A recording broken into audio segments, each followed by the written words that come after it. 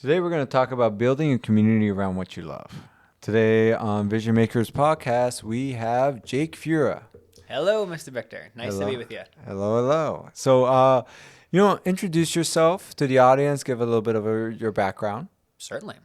What's going on, guys? My name is Jake Furia. I've been into everything that is my local music community for probably about 10 years conservatively.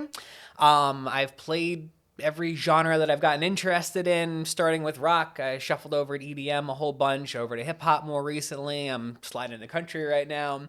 Uh, that's me. I've been into all kinds of music and art for the whole time I've been an adult, realistically, and my favorite thing about it was connecting with people over it. That's the whole reason I'm in it specifically. I love the way art specifically makes me feel, and sharing it with people is my favorite thing about life. Oh, absolutely love it. And I think you really gave a great perspective of Thanks. where we're going to go with this. Thank you. So, and I've known you for actually quite a while now. Yeah, It's been a number of years. It's been since. yeah, you're one of like my original music friends specifically. Like my early memory of you is from O'Brien's with Fox specifically. You know, the Yeah. place on 112. Yeah. That's like my first. I remember. Oh my god, I'm spacing on the singer's name off the top of my head. PJ. Right, and he had like the fancy old microphone and stuff, Yeah, and that was super like some fancy. that actually those experiences specifically are what I'm talking about. That was like you're one of my older friends, and like that's how we became friends, is playing rock and roll together. Man, that's amazing. I didn't realize because I remember since I met you, I felt like you were just around for a long time already. That's funny. Well, that's funny. But then again, you've always had this calm, cool, and collected kind of confident attitude you. about yourself. You Really appreciate that. You always carried yourself well. Thanks. Yeah, it just made me feel like you've been around. And the thing that I've seen as an outsider, from your life, is that you get pretty far pretty fast in whatever you do. Like I've seen you make those transitions you spoke about into all those genres. I know when you were just yourself and acoustic, you got the opportunities like at the Hard Rock Cafe and different things like that. I know when you started your punk band, you got other opportunities to play some smaller festivals and different things like that. Even when you went EDM, you played some larger festivals with that Yeah, for and sure. this and It's a that. good run. And it's like you've done it again with metalcore, and I've seen you play guitar and you sing well and you and rap. And so it's like, and all of those different things. And now I see, you're doing acoustic again, but you're doing this with your significant other, and you're now blending genres in that even. And like I said, from the outside, it's like then you just expanded, and I've seen that you really grew this family between all these genres, and even started doing events, hosting events in this. And I've been happy enough to be a part of some of them in the past Love and having you throughout the there. years, and different things like that. That I've seen that's like whenever it's people are there, people are enjoying themselves. You get like really good talent. Good people get attracted around you. So, and it's always impressed me, I have to say. Thanks. I really appreciate it very much. No, but I mean, can you talk about like a little bit on your like philosophy and stuff? Like whenever you go into a new project, whenever you pivot, like, um, I just would love to hear your mindset and your like kind of thought process when you go into these projects that really get you this traction so quickly.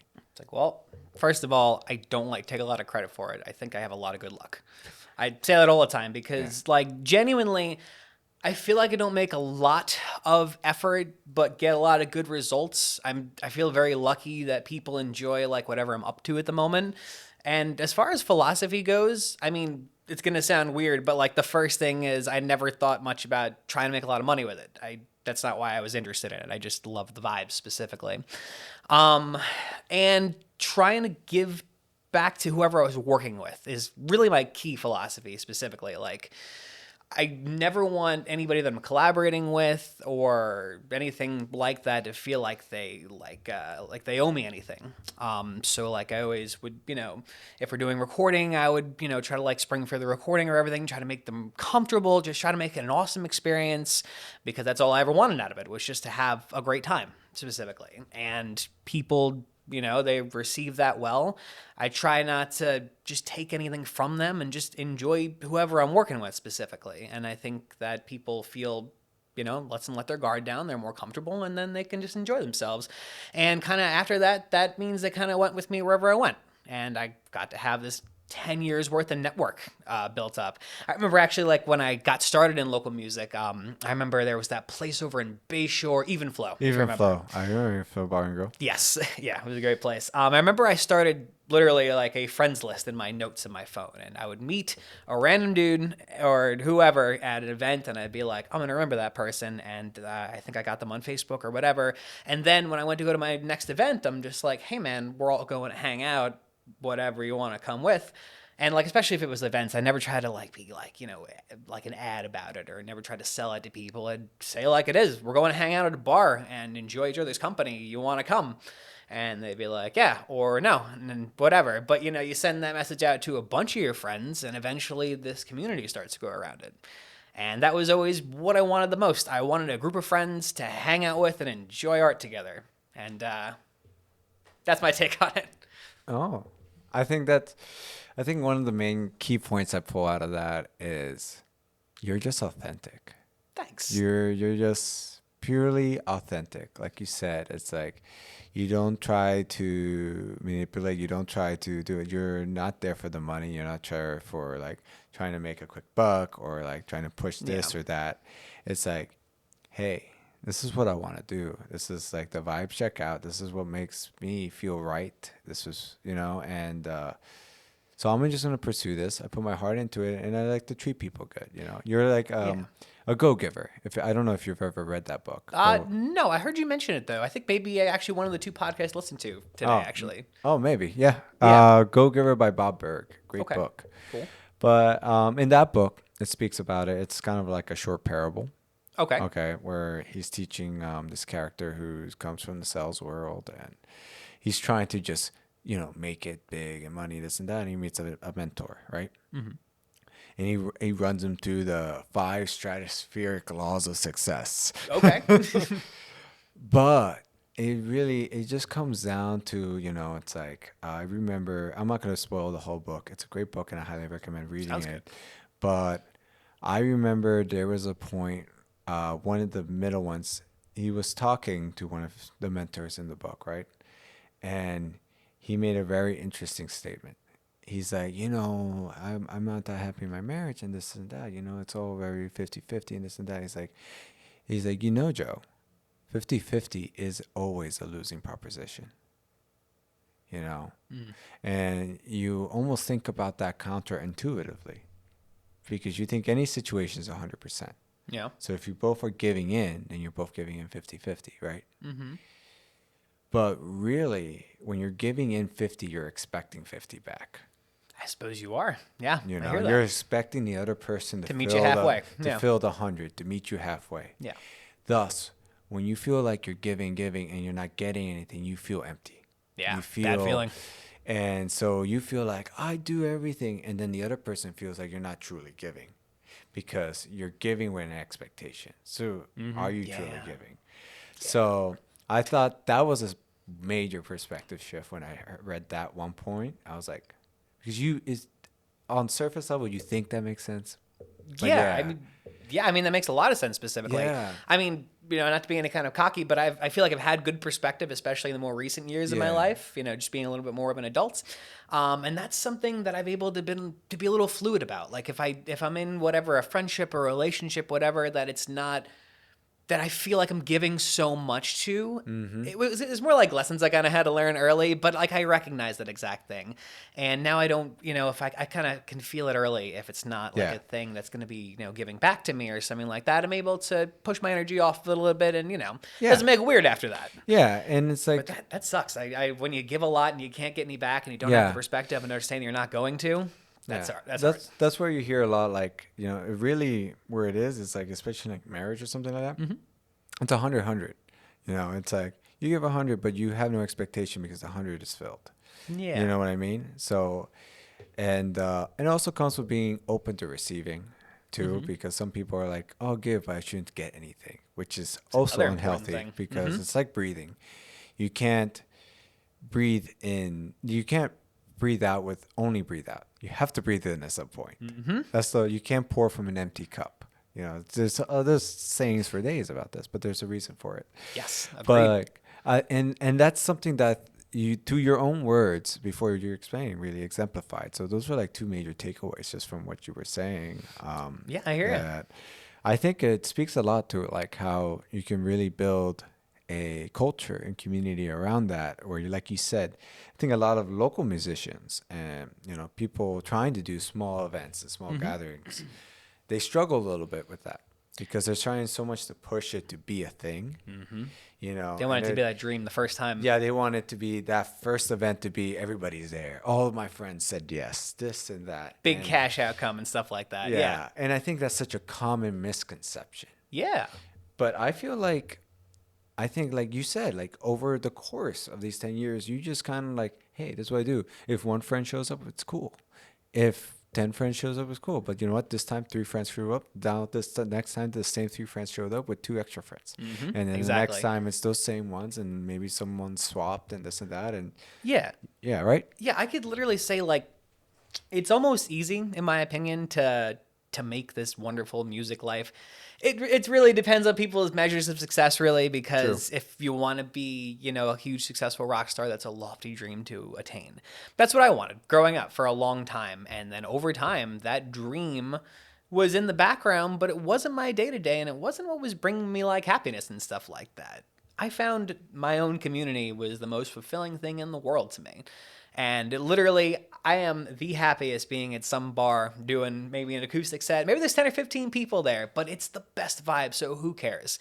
And if you live kind of like a lifestyle of that, where you go out on the weekends and in the weeknight, and you're meeting new people, and you're living this life now, as opposed to just like looking far on some lofty dream, I feel like your success can just be so much different than you may dream that it is, for example.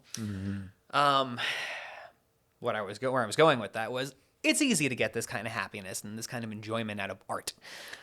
For me, it's been music for a long time, for example, and that's all it took. It was just friends consistently, staying in touch with these friends, having parties, throwing events, and you're living kind of your best life with that. But that's just for music, for example. In recent time, really since the pandemic and stuff like that, which I know everybody says the pandemic changed my life and everything, and of course, but it changed mine, like everybody's. I found all kinds of new art that I love. I got really into, we briefly were talking about comics before. I got into like sci-fi and fantasy stuff like crazy, which I've never really been into. But I found other communities actually through podcasting and YouTubing and stuff like that.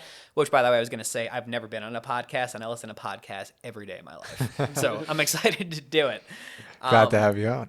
Why, thank you. But like at this very moment, I'm actually much more immersed in the nerd community than I am in the music community. Funny enough. Welcome to the club. Oh, thank you. It's very nice to be here.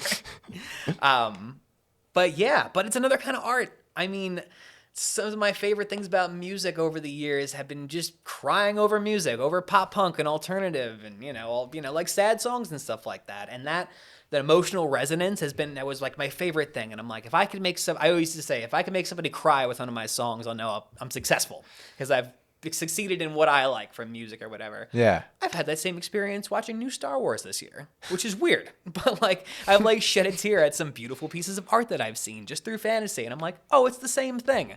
And now there's this community I can be a part of. Cool. I found more life to live. Couple scenes. I could see that. Couple scenes. What are you thinking of? Because I'm talking about Andor specifically. Okay. There you go. Yeah. Literally, we were Star about Wars. to just go down a real big rabbit hole right there. Yeah. But yeah, by and large, regardless of what you love in the world, and like I'm saying, I found things that I love that are new to me. I think it's really easy to find your niche, find your tribe, find a community, and build on it from there. Yeah, no, and I think it's like, I think the key word is simple. It's simple. It's So being authentic and really just coming from a genuine place and understanding that no one owes you anything. Yeah. But when you're authentic and you're just genuine, the right people will come. Maybe it's not necessarily the people you think you want there, but It's going it's to be the right completely one. different every time, pretty Yeah, much. exactly. And just learning to be open. I mean, one of the biggest things, I think that's a big misconception because, like, I understand from certain perspectives out there, maybe they're not as extroverted or as good with people, you know. So when they hear easy, maybe it's like a little bit like, oh, yeah, of course, for you, you're so, like, so bubbly, you know, you're so, like, you know, whatever it is, Yeah. however you come off, you know, and, you know, and so confident with yourself. And I'm like, and I get that.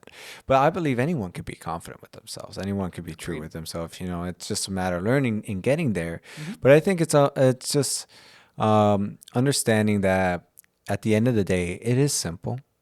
It's just those basic principles you always hear. And it's like looking at yourself and just being like, okay, this is what I'm passionate about. And this is where I am. I'm just going to be my authentic self. And I'm going to trust that, you know, those people I'm going to find, because you attract what you are. But if you're pretending to be something you're not, you're always going to attract people who you don't vibe with.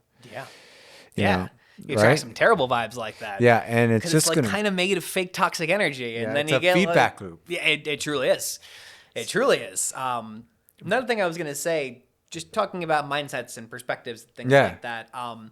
So as an artist, and primarily I'm a music artist. That's where I come from, and I am in love with everything I've ever written because they're mine. They're my babies, you know. yeah. And it's this weird thing that I'm sure other musicians can empathize with, where it's just like, I've made a hit song. Why isn't it a hit? Like, what's going on with this? It's like, don't you understand that this is important? And it's a weird mindset that you got to just like walk yourself out of if you're going to have any success, because it's not about that. It's not about you. It's about your community much more. You could make, honestly, a trash song, but if you're a cool guy and you have a lot of good friends and stuff, then it could be successful. And even if that success is 20 of your friends absolutely bumping whatever that is, what a measure of success. It feels great. I think that's also something else that people need to understand is that when we're talking about building a community, this literally applies to every art form and any business nowadays. Any trade, anything. Any trade or business around, because the fact of the matter is your community, the culture you're setting is either your customers, it's your viewers, it's your listeners, it's, you know, it's the people who you're attracting to your clubs or whatever it is.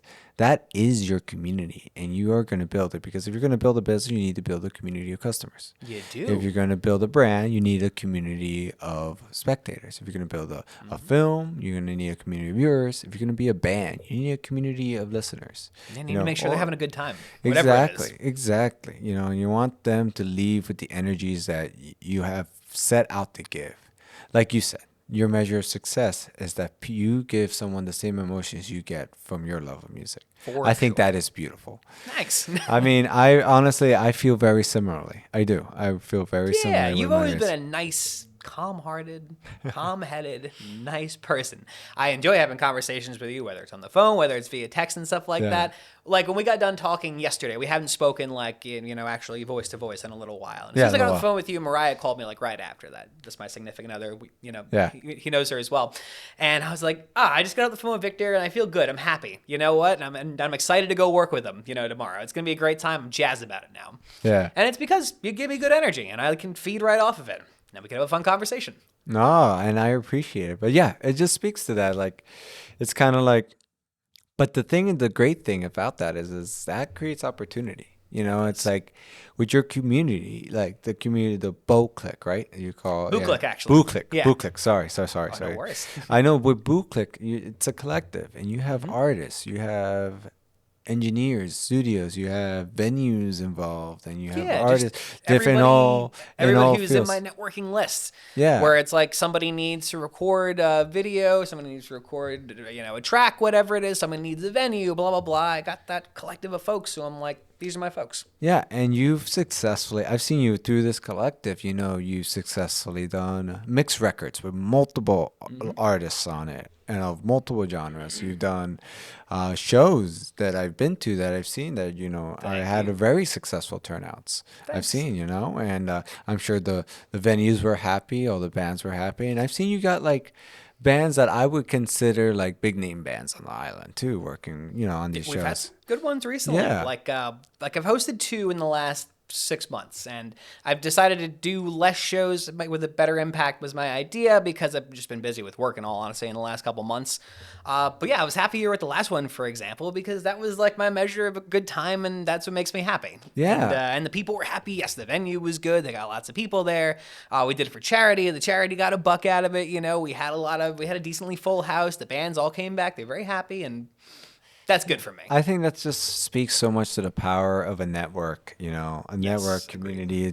I feel like it all goes in the same. I feel like that's been a common trend across multiple episodes of this podcast. That's cool. That is networking and treating people right.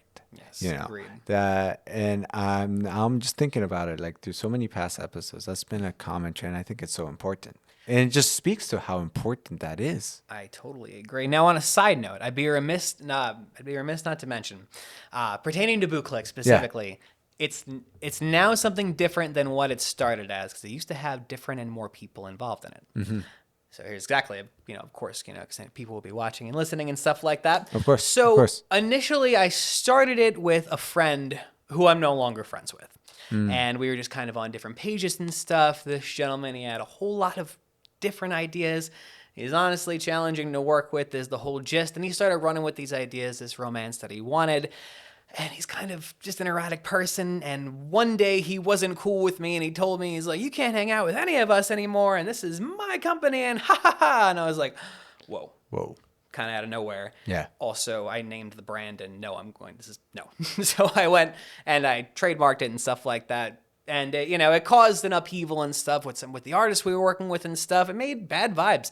And it was all just kind of out of the classic things that make toxic situations. They're, not communicating and stuff like that. But anyway, I am good friends with all the artists that we were working with. As a matter of fact, a bunch of them reached out to me recently. And they're just like, hey, when that little thing was happening, honestly, sorry. We love you, man. We love being with you. And sorry about that other person, whatever. But just for everyone else's credit, of course, need to say it on recording that it's just different now than it was. Yeah, of course. And I mean, any business goes through a pivoting moment. I'm sure like things happen. COVID happens, relationships sometimes break down, different things like that, which causes shifts and pivots. And no one likes any of these things. Like, none of us want any of these different types of things to happen, but it's necessary. But I think it's important that we do, like, especially when it comes to like a community and the type of community that you had, is protecting the culture, Yeah. So sometimes it's like, okay, you have to adapt, you have to survive, you have to pivot, and then you gotta, protect the culture. And sometimes it means taking a step back to move forward. Yeah, for sure. And honestly, the situation, not something I ever wanted. The person was kind of giving off a lot of toxic vibes, and a lot of people don't like this person. He's kind of on the outs now and stuff like that. It wasn't about what I like, which is just good and just working together and just good things. I get it. So you made the decision you needed to make. That's it. Yeah. So yeah, but I understand totally giving credit where credit is due. Of course, it's just all the artists and stuff that we work with and stuff like that. Everyone but the one is my good friend still, and everything's wonderful. But just have to give everybody credit, of course. Of course. But yeah, but that just speaks more to our point that when you're developing a community, it's also like in this instant. I know we're talking with you right now, and we're talking about the community that you've built around you, but it's all because of the other people in the community, like the friends you made, because it's like those relationships come back and those people, and it's like I think a big part now that I'm seeing out of your genuineness and everything, a big part of your success is the fact that you've had this community to help support in your every venture, So, and speaking of that, I feel very similarly the same. Friends like you and friends like, I'm very happy to say most of the people I've had on this podcast, I consider friends. And that's awesome. I've been, supporters in my journey, Yeah, I have so many good friends. It's literally one of my favorite parts of life is just all my good people. Yeah. That, we make plans every weekend. We do stuff all the time. We host events. We collaborate. And I'm literally always looking for another person, whoever that is. I started collaborating last week with this one DJ that I've known for a long time. And he's like, also, I don't really want to make DJ music as much anymore. I really want to make pop punk. You want to make some stuff? And I was like, hell yeah. So we hopped in his home studio. He's a great recording engineer and stuff like that. And we just started making some stuff that sounds like Taking Back Sunday and The Used like last week. And I'm like, cool. I don't even have any alternative music like that right now. That's great. And yeah, and it just makes another stem of creativity and friendship, which is the more important part. That's great. Yeah. Actually, that just sparked an idea on me that I might talk to you later about. Please do. Speaking of which, but yeah, no, and I just think that's great. I think one thing that people can really benefit from, because I think this really applies to like any business and stuff, is Just so many kinds of things. Business, art, whatever it is. yeah. What is some of the things that you are thinking of moving towards, and like maybe what's next? Expanding BoClick into maybe another area, or some things you're liking to add to the mix, or like what? Well, first of all, from the primary sense, the music side, lots of good projects and stuff that I'm working on at the moment with various different people. They're spreading across a couple different genres. For hip hop, like for my personal projects, for example, for hip hop, I have Spill the Blood, which is that brand where it's trap music and it's got a little bit of heavy metal and stuff in it. It's mainly just regular trap rap music, for example. Another thing I'm super into right now is I've fallen in love with like the sounds come out of Nashville in the last couple of years. Like my sister got me into it, and they call it Y'all Alternative down there, and it's a mix of country. It's really country with pop punk people doing it. If I were to call it something, You mean like Joe Boys? I don't know what that is exactly. Oh, it's a plug for Joe Ragosta's new Okay. Nashville project, Okay, which is cool. basically exactly that. Very cool. So the people I'm talking about, like two artists I love right now. Zach Bryan, he's a big popular guy. Good. Like him? Yeah. And Noah Khan, he's somebody that I love right now. He's more alternative, a little more pop and stuff like that. But these people are like all from down south, and they're kind of got the country twang on it, but they're singing about really emo stuff. And I'm like, oh my god, this hits. And I always used I like all the jokes that are saying just like country is just farm emo to begin with, and it's nice to see them married finally. But anyway, yeah. So for music, I'm doing so many things. I'm in love with every genre I've ever been in love with. I'm making like 5 different recording projects. That's on the one side.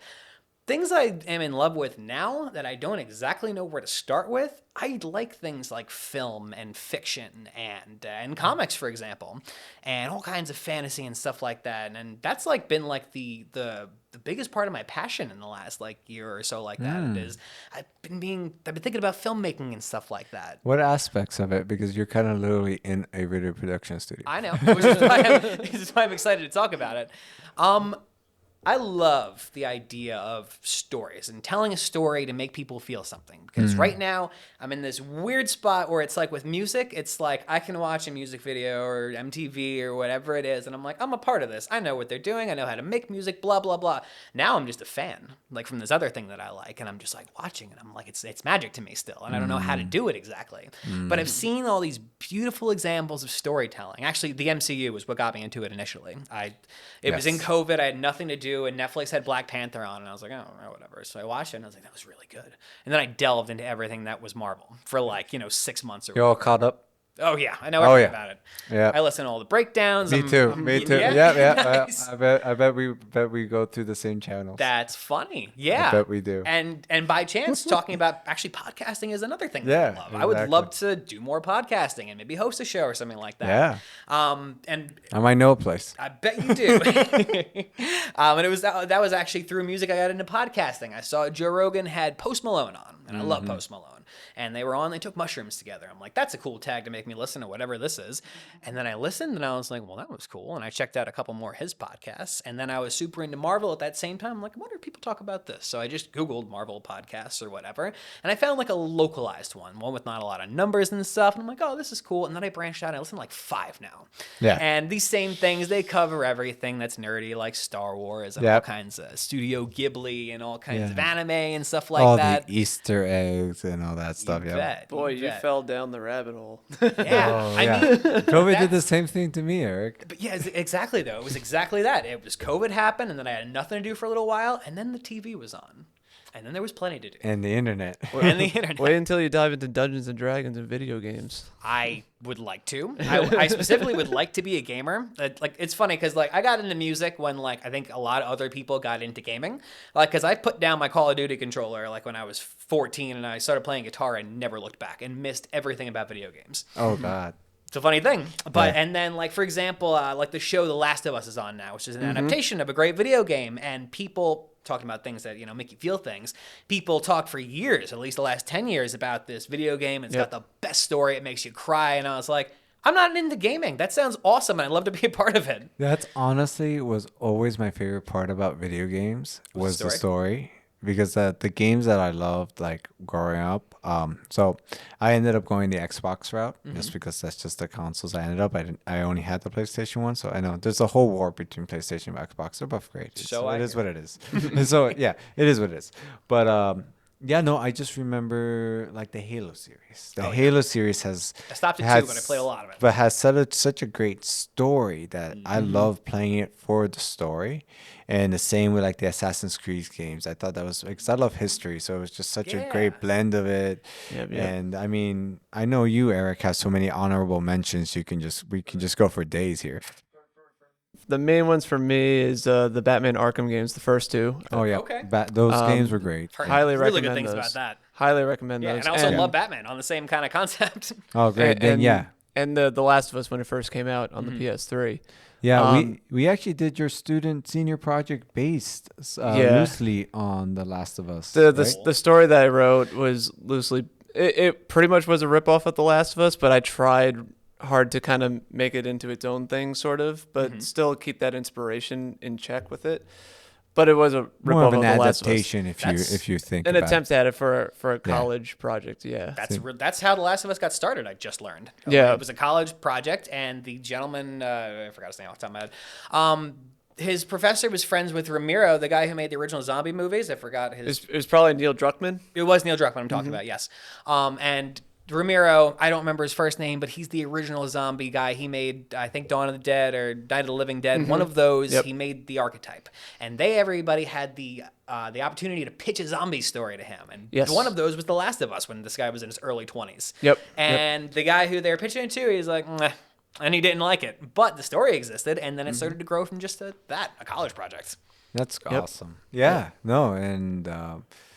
so that's, like you said, it's great that you're venturing into all that. And then, like you said, with the filmmaking, it's that telling the story. So really like script writing, but more like directing. You want to put the story together, right? I do. Yeah, kind of starting a little bit with writing the story, whatever that may be. But in the end of it, trying to convey that thing that I've been feeling in the last little while, just being a fan of this kind of media.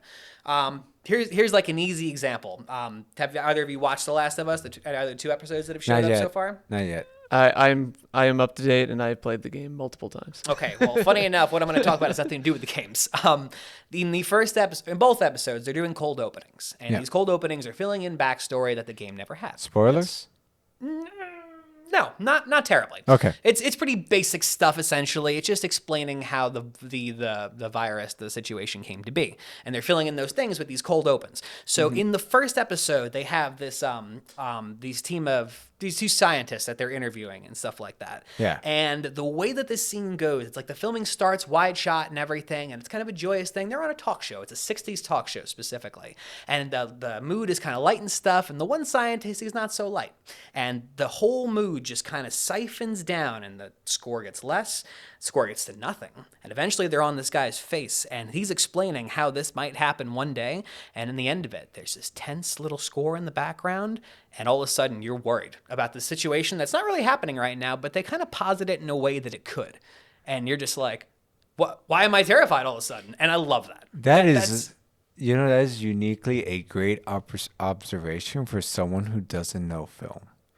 That, like, the fact that you pointed out that the camera was pushing in on his face, that the score was mellowing out, that the fact that the guy was cold versus the light mood of the screen, like, these are all really specific details that, like, a director and, like, a scriptwriter would have, like, real film people. Like, most people don't observe it, they feel it. Most people feel it.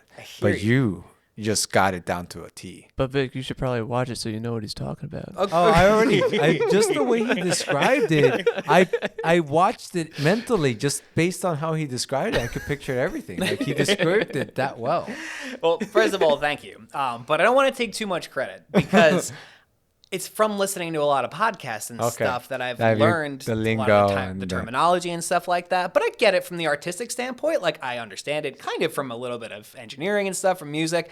I understand it a little bit, but I've learned all this lingo, like we were talking about, and just all these vibes from these people who really know what they're talking about. I'm Yeah. pretty inspired by them, and I love it. It's a new thing, just like adding reverb and adding gain and adding warmth and stuff like that. There's all these new terms, just and it's visually all of a sudden or sonically, but whatever. It's like a similar language I've known for a long time through Yeah. music, but now it's a whole new world for me, and I'm just like, wow, I'm like re-inspired about stuff I've never thought about. Yeah, that's the interesting thing I found coming from the audio world to the video world. It's conceptually almost the same. You're dealing Yeah. with light waves instead of sound waves. Right. Agreed. You know, and just slightly different numbers and stuff, but the major concepts are almost fundamentally the same. They really feel the same for sure. They do, and it's like it makes an easier transition for sure. Yeah, which is Yeah. why it's like now it's like, while I'm just kind of a fan of this stuff right now, I can feel that passion like boiling, and I'm like, I really want to try something, and I don't know what it is, but Well, hey, when you have something cooked up and you're ready to try, let's talk. you'd Let's be my talk. first person I go to. Yeah, let's talk. Let's make something happen. Absolutely. We're always looking for creative projects here. If you need recommendations for inspiration, I have an endless list of games and movies I could give you if you and want. I do want them. He means truly an endless list. Yeah. I also keep my own list, and I try to push all my stuff that I like on other people, regardless if they like it or not. Exactly. I bet we all have our list. I bet our audience has a list, and I bet that audience should actually put their top 10 down in the comments, because I would honestly love to see everybody's list. Agreed, and my girlfriend does not want to hear it anymore. So, for the sake of his girlfriend, how about you guys drop your top 10 most recommended games Please do. and films in the comments below? Help him get him out of this phase, please. No, but really, like, true inspiration. Yeah. And then, I'd love to see those lists, and we'll start maybe having watch parties. Sounds fun to me. Right? 100%. Now, back to our original topic. That's the thing is with art, it's like, it's beautiful how you can transcend into all these different areas, and Yeah. how you want to keep evolving this community in your different ventures. But I think it's also important to understand that anyone can do this, around what they love. And it's also like, you've been able to make money on different things, like through your events, and you do it in a way that like everyone gets a fair cut. That's first and foremost. For Yeah, sure. no. But see, that's the thing. It's doable. And It's I think definitely you're a doable. fine example of like setting up events where the bands actually get paid, the venue is happy, and you still get to walk away with a profitable business. For sure. And you've done that with recordings, with and just with a variety of things. So like, kind of maybe talk about your thought process and your philosophies when it comes to setting up things that now involve money, because people Okay. get stricter with that. People For sure. get worried about relationships when it comes to that. Absolutely, and I definitely have something to say about it. So like I was saying, like I've done 2 events in the last 6 months, and I didn't actually like being a promoter, like for a lot of my music career specifically, because I didn't want to deal with everybody and the money and stuff like that. But being a little more mature and stuff like that, I'm like, no, it's easy. Just make it easy. So for these first 2 events, first and foremost, I actually told every band, whatever you bring, keep it all, whatever. I honestly would like to get my feet wet as a promoter and make sure that people actually enjoy coming to the events and like getting a profit out of it and seeing what their actual own work puts into it first. It's like, I don't really need to, it's like, I'll definitely make money from the door and whatever it is, but whatever you come through with, whoever marks down your tally, it's like, take the whole thing, please, and let's make a good community out of it. And that has been like the best response. I've made money on both shows, plenty to cover them for all my expenses and stuff, a little extra on the side, and everyone's made their own money, and everyone walks out just like, that was great. And when's your next one, by the way? And I'm like, I don't know, but thank you. So that's at least how I've started it for things that are related to money. And so far, the only money thing I have related is events at the moment, which I think is the best place to make it if you're going to make it with music. I mean, You gotta, like any business model, you gotta go scope out whatever that overhead's gonna be, search the ways to minimize whatever that is. You gotta figure out your advertising, so to make sure that people really know about it in a good amount of time. And then you gotta set your price point kind of correctly. And just Yeah. all these things I've learned from like my standard business. I make cabinets in the day, by the way. I was gonna say, for some perspective for our Yes. audience at home, you are part owner of a small business. Yes, indeed. So it's like, understandably, that's your civilian job. It is, and it's so genuinely been the best tools. Like, I've been in like a very adult world, and I'm saying adult. When I was 18, I started working with people in their 50s. I still do, and that's most of the people are all already professionals and stuff like that. And I've like almost been raised in my young adult life in a more adult thing, so like I didn't have to go through a lot of those like stumbling blocks and learning about how to make a business because I kind of learned it early and learned about what makes sense and how to keep people happy and how to like keep my father and I, our partners, how to keep Yeah. our employees happy. For example, like if someone has to go to the doctor and they have to take their mom to the doctor the next day, they miss 2 days of work. Oh my God, but it's a life crisis. We pay them for those 2 days because they're not doing a wrong thing. They're going through a life thing, and we understand that and we want to support them in it. So just the same, like going all the way back to hosting events and stuff like that, you got to realize that people have lives, they have a bit of an ebb and flow, and you got to get on that same page and be human with them. Yeah.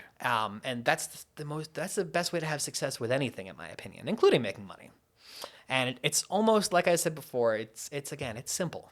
It's like these simple principles that you just can't fold on, which is just being cool with everybody and making sure everybody gets what they deserve, not being too egotistical. Like, Yeah. just, it's hard to be, as a human being, to not have a lot of ego, but it's the best tool in the world if you just are not that egotistical about stuff. It makes the path very clear. Yeah.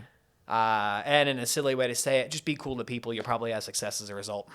Yeah. I think an interesting brain hack is like, because everyone's always like, be selfless, don't be it's not all about you. I think we're all heard that. And I bet some people out course. there are pretty sick of hearing that. I'm sure they're sick of it.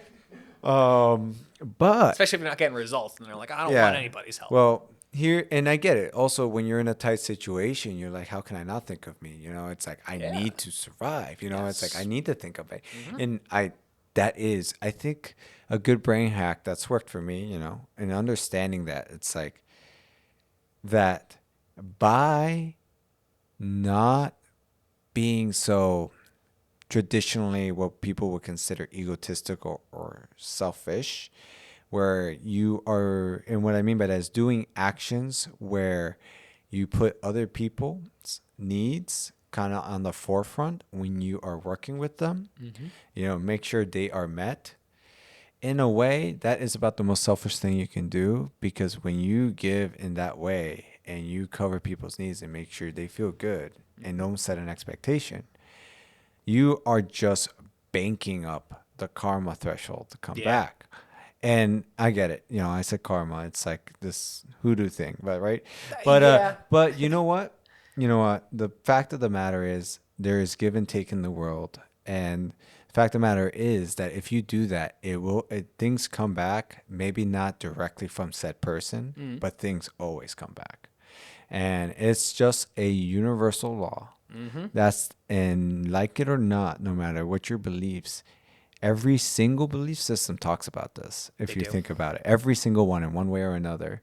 And literally in the principles of science, there is cause and effect. So whatever you think, it's like when you guard yourself and you take away from others, life will do the same to you. Yeah. But when you give and you cover the needs of others, you're setting life up to cover your needs. Then it feels like it comes back more specifically. Like in my regular day-to-day, I think about this a lot. It's like I'll get stuck in a mindset. Maybe I'll be a little upset or angry at somebody or something. And if I have the capacity to stop and reset and do the better thing and the more selfless thing and stuff like that, wow, things are so much easier out of nowhere. And I was like, okay, that was silly. I should really just remember that. And of course, don't overdo it. Don't take it so literally that you also put yourself into harm or danger. Like, Of course, do it with There's discernment. a limit. But just to make sure it's clear for everybody out there, because you never know. Some people take things pretty literally. I hear it. Yeah, I hear it. But no, but in that sense, yeah, it's obviously comes with discernment. But you just gotta be genuine. You gotta be authentic, and you gotta, when you're working with people, try to help them. Just try to see, it's like, okay, let me make sure they're good. This is the best situation for them. As long as Yeah. they're not trying to do me wrong, as long as they're not trying to abuse what I'm doing, then there's no harm in that. No harm in foul. I mean, at the end of the day, what's the worst thing? They leave happy, Yeah, for sure. and they just say thanks and bye.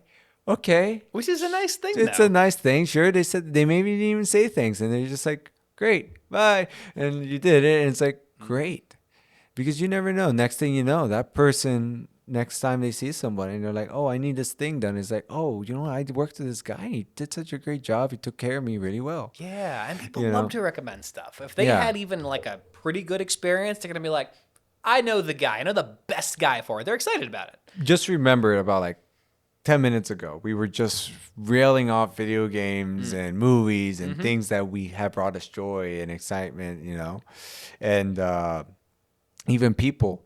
And it's like, in that same way, we are recommending people and stuff all the time because of that. The Could reason, have made us happy.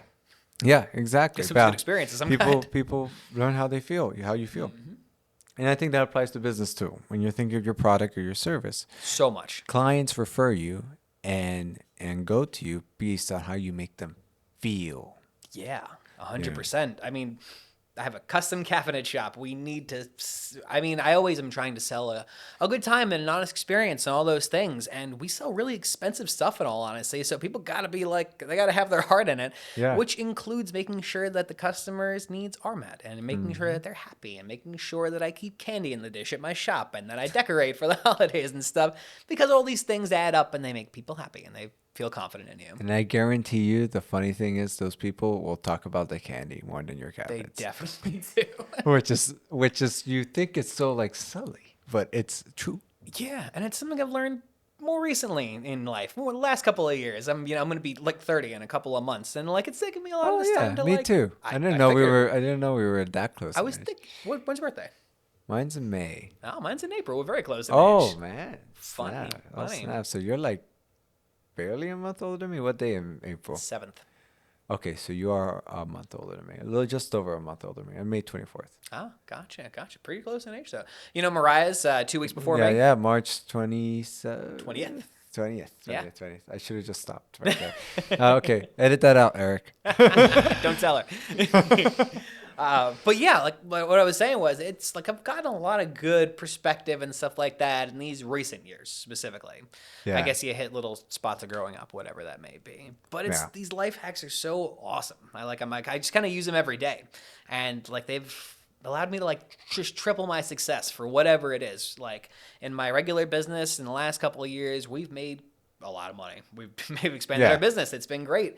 With music, it's been awesome as well. It's like I feel like I can take anything that I want to go do and have a great time with it and have some success with it. And it's a nice place to be. Nice. Kind of all the same principles though, whatever it is. 100%. I think that's great. I think I just want to end with one last question. Sure. What is something that you wish you knew when you first got started in, well, let's say your artistic journey? What do I wish? What do Like I you wish that something that you learned through your journey, through life, and even it could be something more recently that you're like, if I knew this right off the bat, I would have done things a lot differently. Or I would have done things like a little more progressively. I tell you what, my initial answer is not that helpful because I want to say nothing because I've had such a good experience specifically. You wouldn't change anything. Honestly, no. Yeah. But a tool that I've gotten in recent life that has been very helpful regardless is I've become much more empathetic, and I never feel like I was that empathetic. I've learned empathy recently. I used to go through life not so much caring about people's stuff as much. I wouldn't show it outwardly and stuff like that, but it was a real internal feeling. But learning empathy, I think a lot through being in a relationship in the last couple of years, which typically I wasn't, and the rest of my life, learning to work with another person has been like the most rewarding thing. And I think I would have liked more of that in my life, a little more connection with people. Even though I've had a great time with a lot of good relationships back and forth with people, a deeper connection may have been a little more fulfilling. Okay, yeah. Being more open to deep connections. Yes, and probably would have had even more success than I've had. Yeah. whatever that may be. I think that's a fantastic point. I think it just really dives into the importance of being good with yourself and self-developing in that sense emotionally, spiritually, and mentally. For sure. It's a lifelong journey. Oh yeah, oh yeah. But I think it's important. I think it's important, a journey that anyone can achieve. Yes, You agreed. know. Yeah. With that said, thank you so much, Jake, for coming on to the Thank you for having me. I had a podcast. great time. And where can the good people find you? Well, 2 places. Boo Click Official, that's BOO. It's named after my late dog. Rest in peace. And Jake Furia TV, both Instagram. Nice. Awesome. And of course, as always, you can find me at Victor M_Vision Maker on Instagram and TikTok. And you can also find Eric over there, eRockstar05, right? Yes, sir. I know I ask every episode, but I always want to make sure.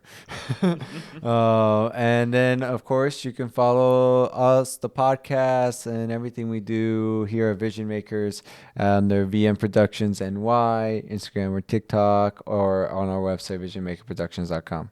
Until next time, have a great one.